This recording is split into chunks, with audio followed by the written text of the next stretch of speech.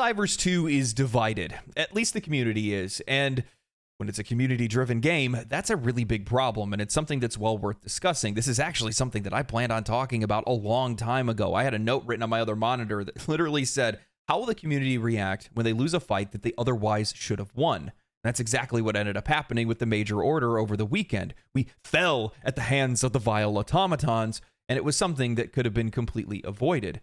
However, the problem is that this started a lot of really toxic discussions within the community, as well as a lot of finger pointing, and it also brought up some really good points on how to improve the game's overall experience moving forward for all players.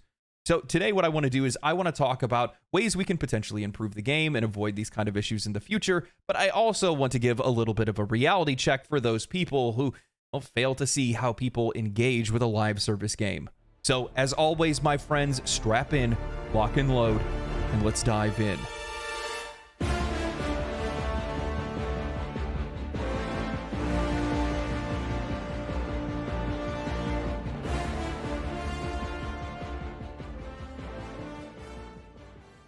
Over the weekend, there was a major order to liberate Tibet from the automaton Western Front. In order to liberate Tibet, we first had to capture Ubanea. However, at some point during our assault on Ubanea, the vile automatons began attacking Dropnir, which was a trade line necessary for us to stay on Ubanea and for us to be able to even get to Tibet to finish the major order. Now, just to simplify this, as none of this is explained in game, each planet has its own supply line leading to other planets within a sector and even outside of the sector. If we lose our starting point or a point in between, we can't get to our destination. To get to Tibet, we had to conquer Ubanea, but to get to Ubanea, we had to take Dropnir. Without Dropnir, well, we can't go anywhere. Spitz, the community manager, made an announcement on the progress of Super Earth's major order, saying, "Dire tidings from the automaton front, Helldivers. The Ubanea Gambit has failed. Faced with the choice of dedicating adequate troops to hold Dropnir from a direct automaton assault or to attempt the liberation of Ubanea to serve as a new planetary base of operations, our troops opted for the latter. However, the initial hours of indecision resulted in insufficient concentration of troops to achieve either objective. Dropnir initially held a reserve force representing just under 20% of all active Helldivers, which was a solid start, but insufficient to gain an advantage over the automaton assault. As the event continued, they remained close, but could never sway enough Helldivers from the other fronts to gain the advantage of numbers and actually turn the tides. As the hours grew shorter, eventually they abandoned Dropnir's defense in favor of attempting to burn down Ubanea. But it was too little, too late. This has resulted in the worst possible outcome for our forces. As Dropnir fell, Ubanea stood at 95% liberated and would have required another few hours to be completed. Had our forces decided what to do earlier, or alternatively managed to sway more than roughly 35% of the active Helldivers in the Terminid front, then today would have been cause for celebration. But victories need to be earned in order to be meaningful, and victory has not been earned this day. Our task is now to retake Dropnir to enable FTL lines to Ubanea before the automatons can shore up their defenses and repopulate their losses. This setback will prove to be significant and may compromise the major order if Dropnir and Ubanea are not retaken quickly. Another significant obstacle in our operations has been the ongoing support for expeditionary forces to Malevelon Creek.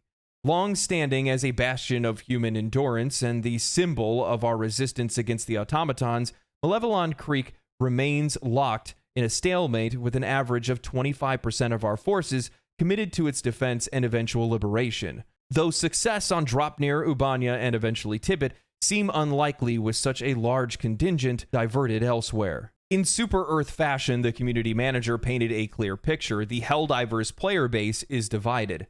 Some players simply continued on with the major order and ignored Dropnir. Some of them went to the defense of Dropnir. Others ignored the major order and fought in the Terminid sectors, and Creekers stayed fighting in Malevelon Creek. Without the support for Dropnir, we eventually lost it and lost the ability to continue on with the major order, which means losing all of those rewards and the effort of the players that tried to complete the major order. And as a result of this loss, we've seen a lot of discussions crop up from the player base that are relatively upset with other players for not helping them to ensure success, finger pointing at the people that were playing in the terminated sectors, and a lot of players that are upset at the role players that have been on Malevelon Creek, and more. Now, before I continue, I want to say this. The objective of any player when playing a video game is to escape for a little while and just enjoy themselves. Those players who don't want to do the major order are doing just that, and same goes for the people that are participating in the major order, and I don't want people to lose sight of that. Something that we also frequently ignore is that automatons and terminids offer a completely different gameplay experience and require entirely different strategies to take down. It helps keep the game fresh, and some players really enjoy just fighting their favorite enemy type, even to the point of roleplay and specialization. There are some among the viewers of this video right now that I guarantee prefer to fight one faction over the other, and there's nothing wrong with that. Just as there's nothing wrong with the people who take the major order seriously. Over the past few weeks, the game has started to find its dedicated player base. Many of the Flavor of the Month players have started to move on, and as such, the game is going to get even more difficult. It's going to require a considerably larger amount of coordination from the player base, from the community, to be able to take part in some of these major orders and accomplish these goals, because it is a community-driven game.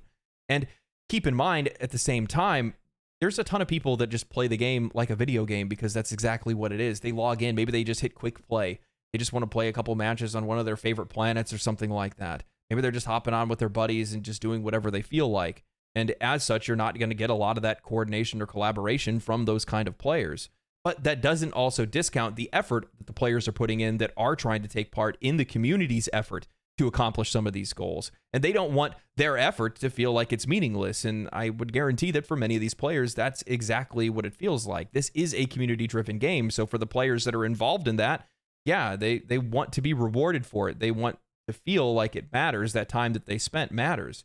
But one of the things that I find really interesting about this discussion is that while there have been players that have been pointing fingers at one another, there's a few of them, and myself included, that's pointing their finger at the developer, not at the community.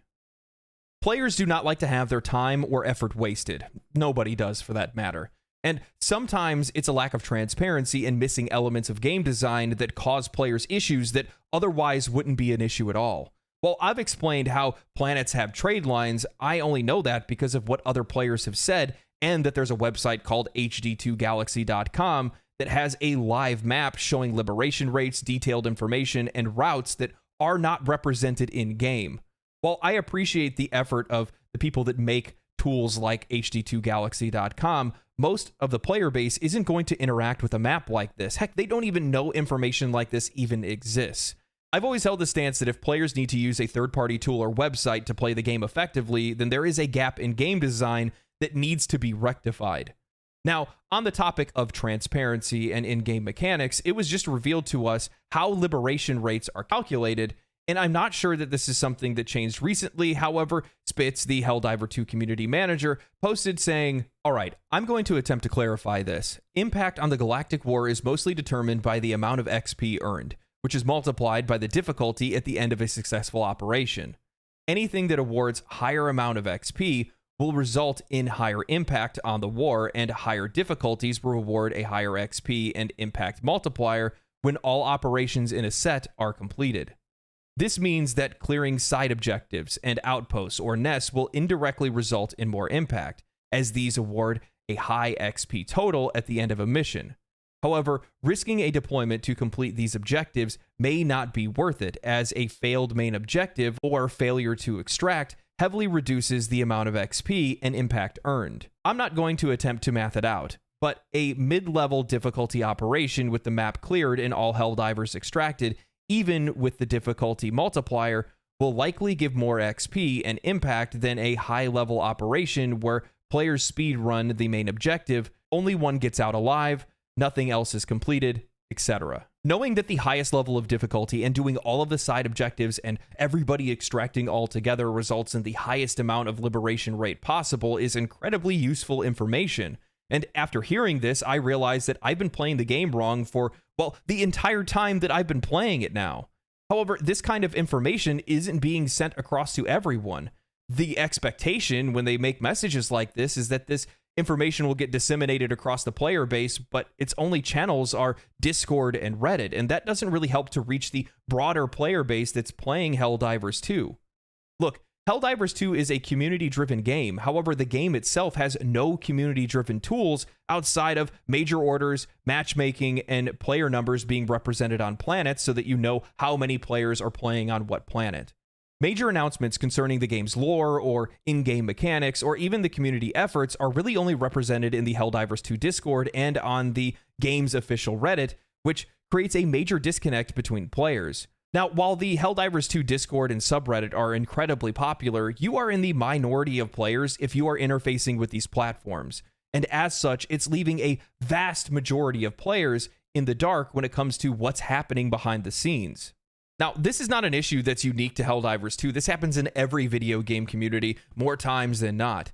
And that's because many players fail to realize that, well, most players aren't engaging with this kind of content. They're not on the Discords. They're not watching YouTube videos like this. They're not on the Reddit page. And most of them are just buying a game because they see it's popular, or maybe they saw a commercial they liked, or maybe they just saw some really good reviews for it and they just play it for enjoyment, and that's it. And you're not going to be bringing those players into the Discords, into the subreddits and things like that, because they're just not interested in that kind of thing. And what ends up happening is you have a lot of players that are really frustrated because they can't communicate with those players, or they feel like they're not being listened to, and it's because what you aren't being listened to. They don't even know you exist in the first place, nor do they probably even care that you or I exist.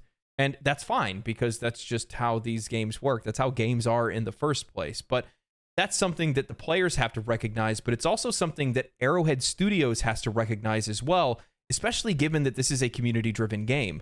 If there's not enough community-driving tools within the game itself, well, that's going to leave a lot of players disconnected and without really important information and context that they otherwise should have. And I'm of the mind that if you give the players the tools they need, they will use them.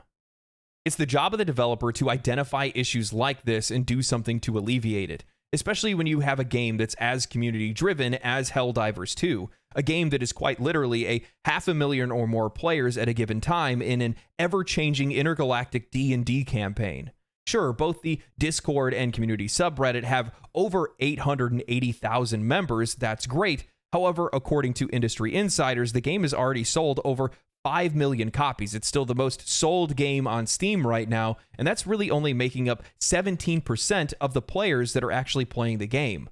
So only 17% of the players are really engaged in this community-driven gameplay. In my last video, I talked about things that I would love to see in Helldivers 2. However, for the continued growth of the game, lowering the temperature on the community and providing a better in-game experience is what Arrowhead should be looking into. Arrowhead Studios should be looking into ways to better communication within the game rather than outside of it. While I have been a massive proponent for the way the company has communicated with the players, driving up anticipation for new content and all the role-playing that you see on Twitter or in Discord, locking these most important discussions and lore to third-party tools and websites doesn't really help the end user, and it doesn't give players all the tools that they need to succeed. Arrowhead Studios needs to find a way to represent planet routes in-game, something that would likely not take a whole lot of effort to do and wouldn't require players to have to use a third-party tool or have third-party knowledge to know that if X planet falls, then we can't get to Z planet.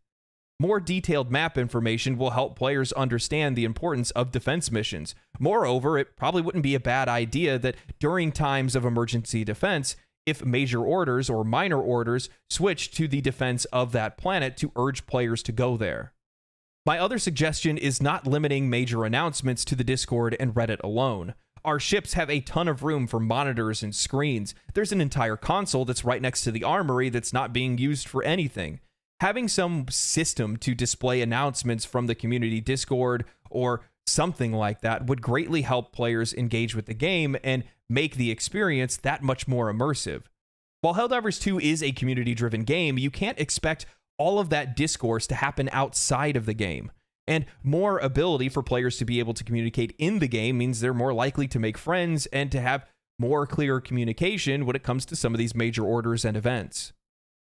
Now, I realize that this may be a tall order. The game is young. It has a lot of room to grow. However, I would like to see more communication in-game. I mean, in Helldivers 1, they have a story up until now system that catches you up with every major incident and victory since the start of the game.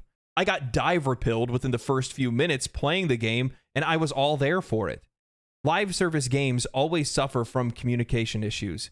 Either the developers not listening to the players not listening to developers, or nobody listening to anybody. The only way to alleviate this is to make sure that communication is clear and everyone can be heard.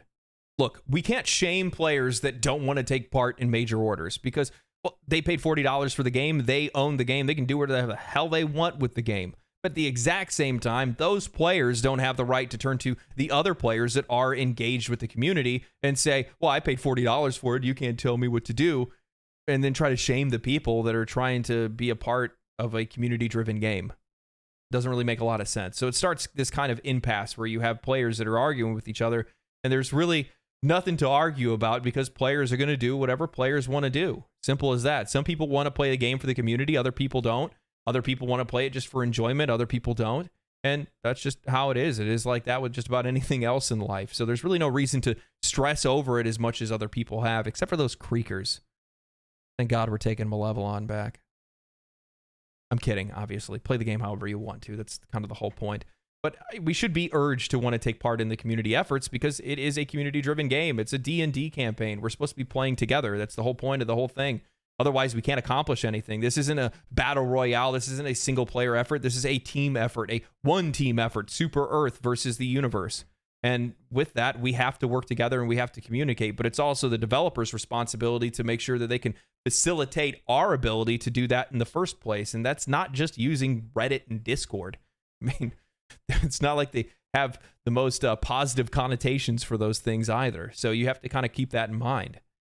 And I'll be honest with you guys, I'm a major order Andy. I see what's on screen. I follow the order, as simple as that. If Arrowhead Studios can do more to be able to give us more context in the game, give me all the information that I need to have when I first log in, that's for the best. And that's what they should be doing.